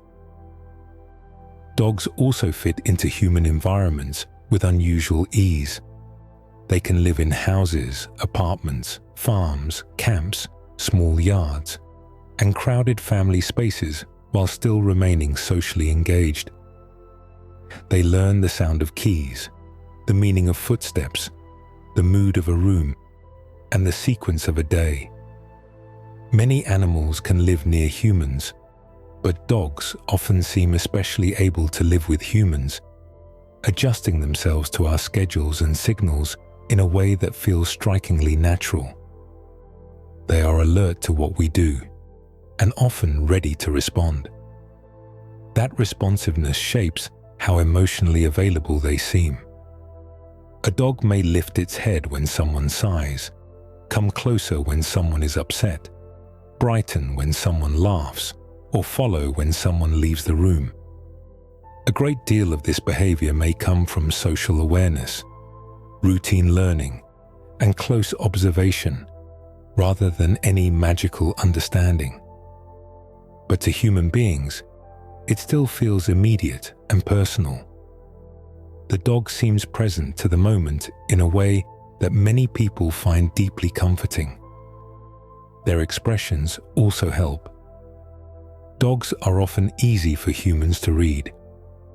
A wagging tail, lowered ears, wide eyes, playful posture, alert stillness. All of these are visible in ways that people quickly understand, even without training. Their faces and bodies seem emotionally legible. Whether that is because dogs truly became more expressive around humans, or because humans became especially skilled at reading dogs, the result is the same. The relationship feels unusually clear. People often feel they know what a dog is feeling, or at least feel invited to try. That readability matters more than it might seem. Human beings bond strongly with what they can interpret. A creature whose signals feel accessible is easier to love, easier to care for, and easier to feel close to. Dogs often offer exactly that. Their attention looks like attention. Their excitement looks like excitement. Their hesitation looks like hesitation. Their comfort-seeking looks like comfort-seeking. This creates a feeling of emotional immediacy, as though the dog is meeting the human halfway in the act of being understood. There is also something important in the scale of dog behavior. Dogs are expressive without being too distant and social, without being too much like us. They remain animals, clearly so. And yet they often move through human life in a way that feels almost familiar enough to blur the line. They wait for us, greet us, follow us, watch us, and rest near us. Their world overlaps with ours so thoroughly that they can begin to feel less like outside creatures visiting our lives and more like fellow beings living inside the same emotional weather. That may be why so many people feel that dogs are not just pets in the narrow sense. A dog can begin as an animal in the home, but over time, it often becomes something harder to describe. Not human, of course, but not emotionally distant either. The bond settles into a place that feels closer than ownership. A dog becomes a known presence, a daily witness, a keeper of routine, a source of comfort, and a participant in the story of a life. That closeness is part of why owners often stop thinking in terms of pet and start thinking in terms of family, friend, or even witness to life itself. And once a dog reaches that place in the human mind, the relationship takes on a depth that is hard to reduce to simple usefulness or affection alone. It becomes something that lives inside memory, identity, and the feeling of home. By the time a dog has lived inside a home for years, shared its routines, followed its people from room to room, and become part of the shape of ordinary days, it is not surprising that many people stop thinking of the dog as simply a pet. That word can begin to feel too small. It describes ownership well enough, but not closeness. And for many dog owners, closeness is the truer part of the story. This is why so many people speak of dogs as family. That feeling does not come from confusion. It comes from shared life. A dog is often there for the quiet hours no one else sees. Early mornings, slow evenings, weekends, illness, rest. the small repeated parts of a day that rarely become stories, but make up most of life. A dog learns those hours by heart. It is present for routines so private and so ordinary that they begin to feel inseparable from the home itself. And then there are the larger moments: moves, holidays, changes in jobs, children growing older, long recoveries, new houses, old houses, gatherings, absences, returns. In many homes, the dog is there through all of it, moving quietly through the edges of human change while remaining one of the most constant presences in sight. That constancy matters. A dog may not understand every event in human terms, but it shares the emotional weather of those years simply by being there. Over time, people often begin assigning relational meaning to that presence. The dog becomes not just the dog, but the one who always waits, the one who sleeps by the bed, the one who follows one person most closely, the one who made the old house feel full, the one who was there when the children were small, the one who knew the family before and after some important change. These are not just descriptions of behavior. They are signs that the dog has entered the emotional structure of the household. Shared time creates memory, and memory creates attachment. That process is slow enough that people may not notice its full weight until much later. 1,000 small moments gather quietly. A dog at the door when someone comes home. A dog sleeping in the same patch of sun. A dog joining every walk, every evening, every season. None of these moments may seem enormous on their own, but together they form a relationship that feels lived, not owned. That is one reason the language of family often feels more accurate than the language of possession. Many owners do not feel they merely care for a dog. They feel they live with one. The difference matters. Caring for something can still imply distance. Living with something, truly sharing life with it, suggests mutual presence. A dog is not only looked after, it also looks back, watches, waits, follows, notices, and becomes part of the emotional tone of the home. That reciprocity is one reason the bond feels so deep. The dog is not passive in the relationship. It participates in it. The word family, then, often reflects emotional reality more than biology. Family is not always defined only by species or blood. It is also defined by repeated closeness, loyalty, care, memory, and the sense that a life is being shared. Dogs often meet those conditions in a very real way.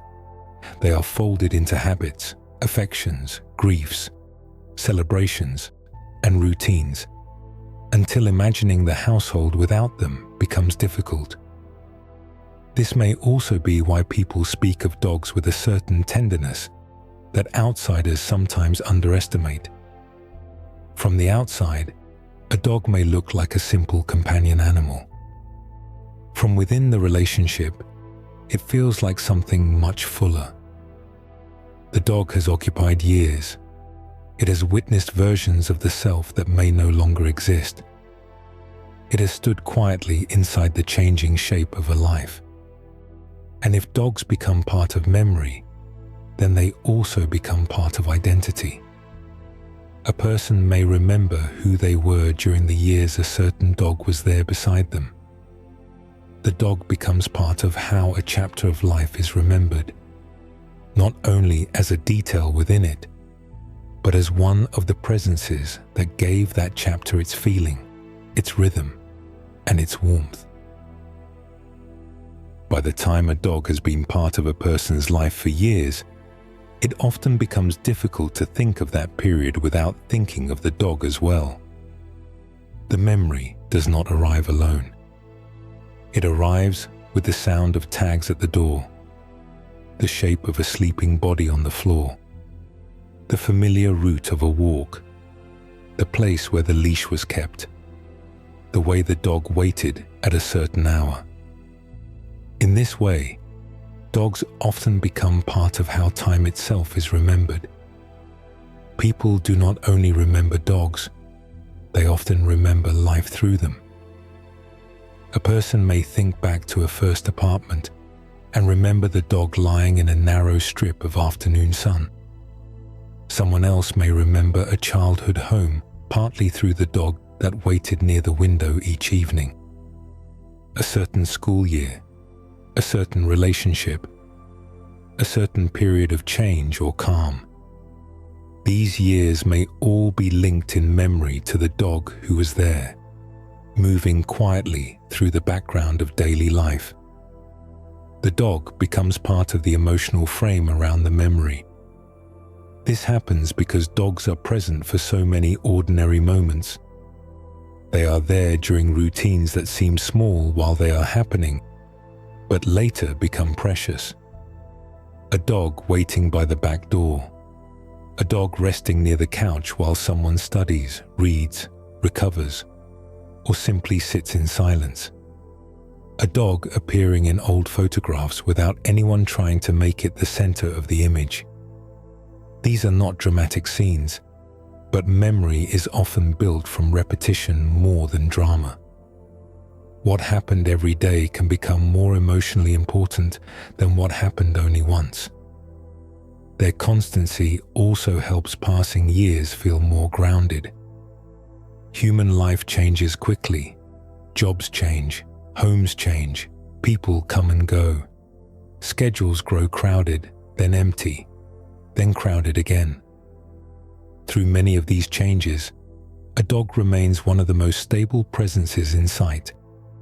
The same greeting at the door, the same need for a walk, the same body nearby at the end of the day.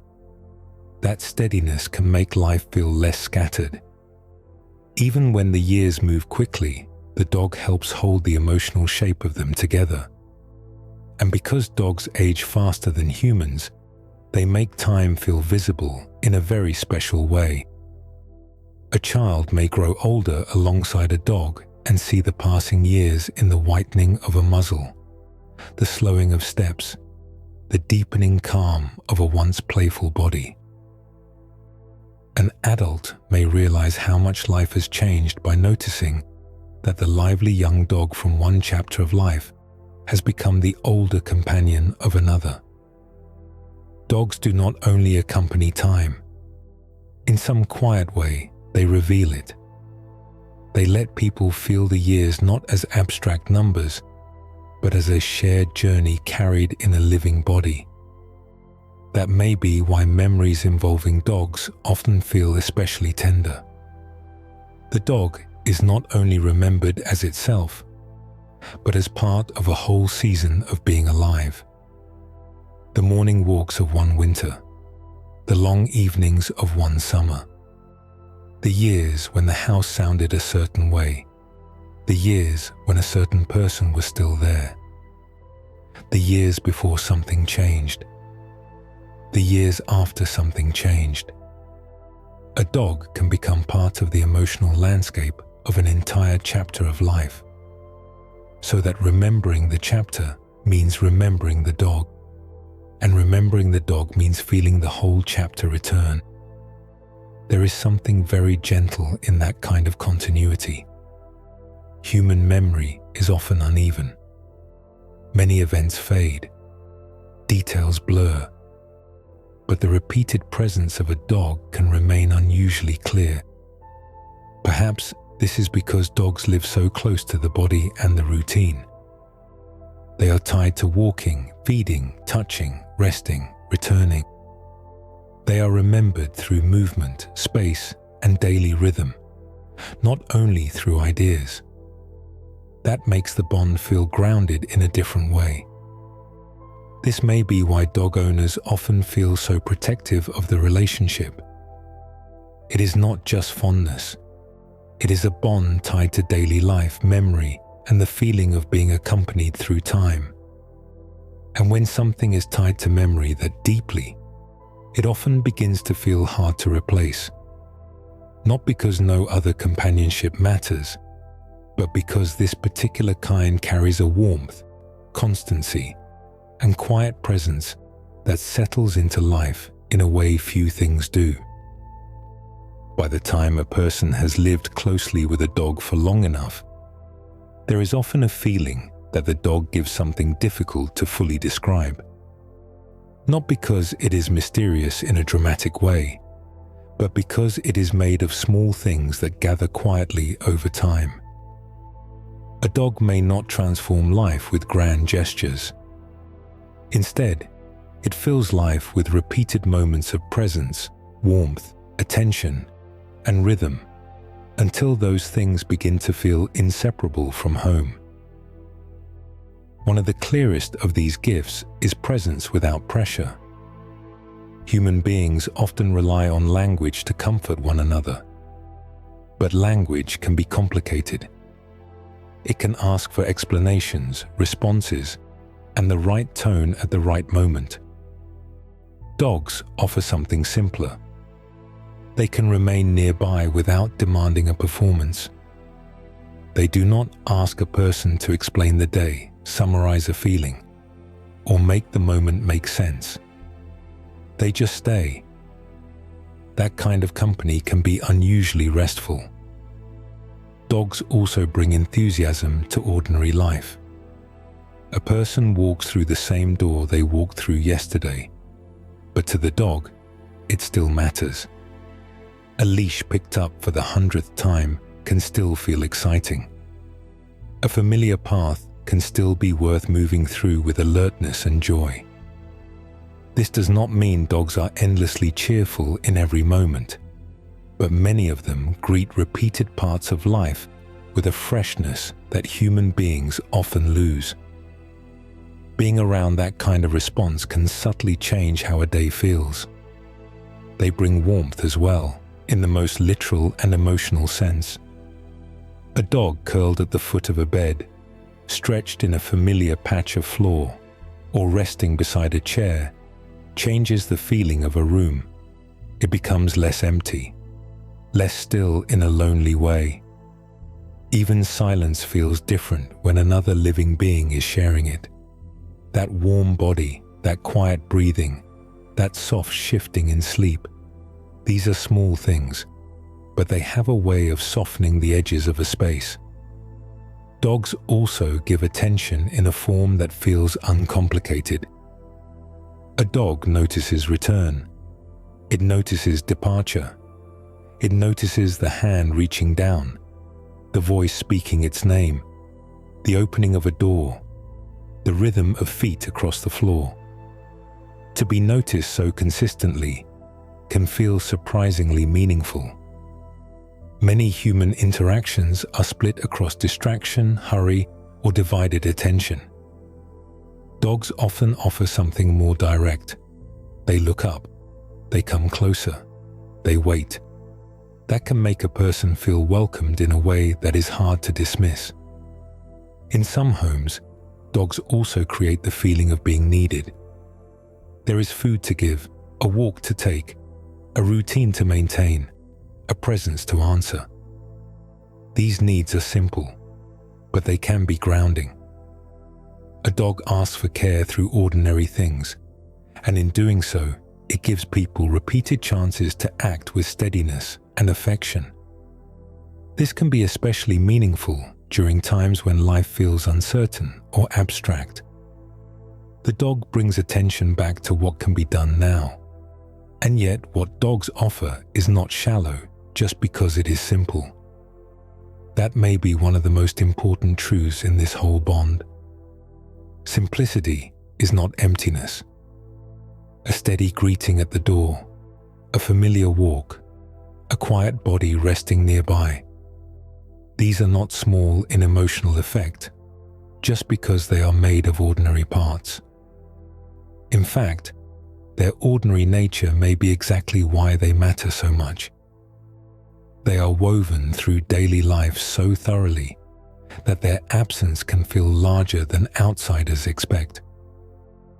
Perhaps this is why people sometimes struggle to explain what makes dogs so important to them.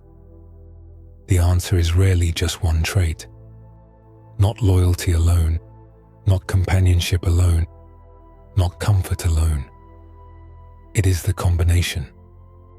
The warmth, the routine, the attention, the enthusiasm, the silent company, the feeling of being greeted, the feeling of being followed, the feeling that one's ordinary existence matters to another living being. These things are quiet, but together they are profound. At this point, it becomes easier to understand why dog owners speak about their dogs with such depth. What may look small from the outside often feels enormous from within the relationship. And once that depth is fully felt, it becomes clear that loving a dog deeply is not an exaggeration or a mistake. It is a natural response to a bond shaped by years of trust, care, memory, and shared life. The depth of feeling that grows from the bond can be hard to explain to someone standing outside it. From a distance, it may look simple. A dog is fed, walked, cared for, and loved. But from within the relationship, it rarely feels simple at all. It feels layered, quietly layered, built from time, trust, routine, touch, and the repeated experience of being accompanied. That is why loving a dog deeply is not strange. It is not an overreaction, and it is not confusion. It is often the most natural result of long companionship.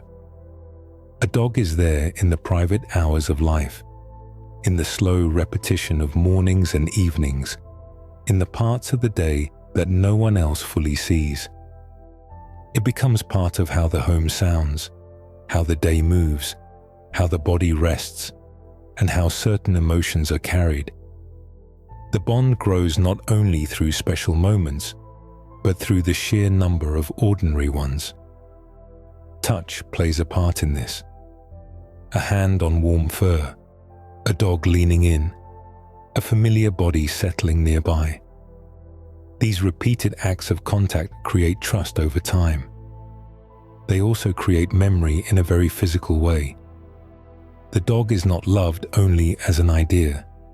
It is known through the body. Through walking, feeding, petting, hearing, watching, and resting. This makes the attachment feel especially real, because it is built into the lived texture of daily life, rather than held only in thought. Routine deepens it too. The same walk, the same greeting, the same bowl at the same hour, the same dog waiting in the same place. Human beings are shaped by repetition more than they often realize, and so are dogs. When care is repeated every day for years, it does not stay at the level of task. It becomes part of identity.